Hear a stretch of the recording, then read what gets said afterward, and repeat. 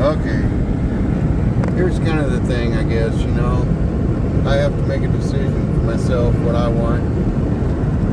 And I guess really what I need to do is to pull back, live my life like I was living it. Only commitment is to myself. And I mean, as far as you're concerned, whatever friendship you want, I'm there for it.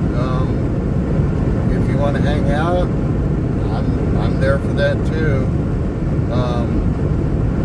I'm not going to be there to come and take you to lunch and go shopping and spend the money.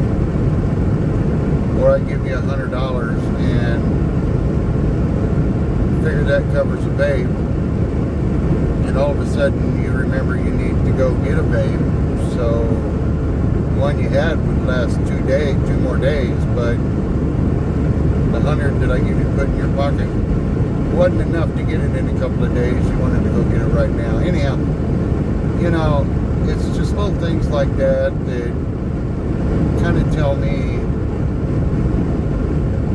what part of me you love, what part of me you miss, what part of me you've even said yourself you've taken advantage of, and I deserve better. And you're probably right. And I do. I know that. But I really thought that given the time, you would see that. But it's okay that you didn't. And in all honesty, Daddy Tex will always be available for you. Reason being, I would rather donate 2 hours of my life, and I'm not doing anything anyhow, to making sure you're safe and you get back home to your kids. And I probably do it as much for your kids as I do for you. And you never know. As a daddy taxi, you might want to tell me what's going on in your life and not have to feel as though you lie about it. Maybe it's the commitment thing that makes people lie. I don't know. I make a commitment, it makes me even more transparent, not wanting to lie.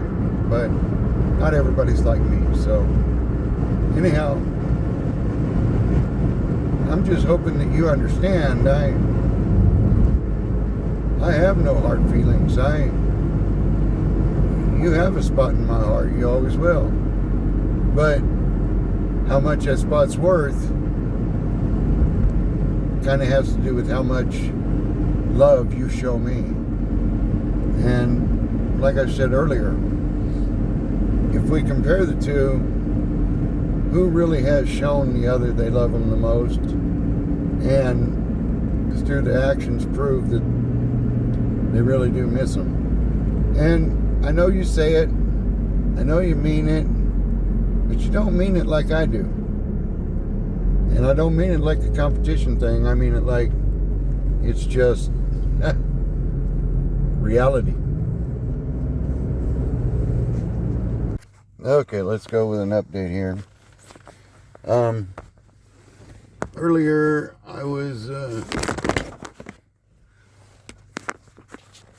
supposed to tuck her in after she got home from Pet Food Save Mart, and I, being the guy I am, I thought I'd be over in the neighborhood just in case she wanted to see me. But no, she was going to bed. She was going to have a kitty comfy night and go to bed, and wanted me to tuck her in. Okay, how do you want me to tuck you in? By text or by audio? Oh, either. Well, let me know when you want me to. Well, you can tuck me in at 10 o'clock. This was at 9:26. I'm like, oh, okay, well, I'll tuck you in. What she didn't know was I was down the street, actually eating dinner at Hollywood Casino. And after I finished dinner, I thought, okay, I'll just drive over by because I'd checked and everything seemed to check out. She was home like she said she would be. She was doing like she said she would be.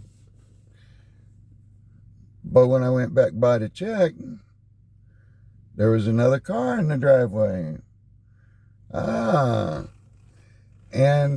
I'm pretty sure it's the gal she used to work with, but I haven't got exact eyes on that yet.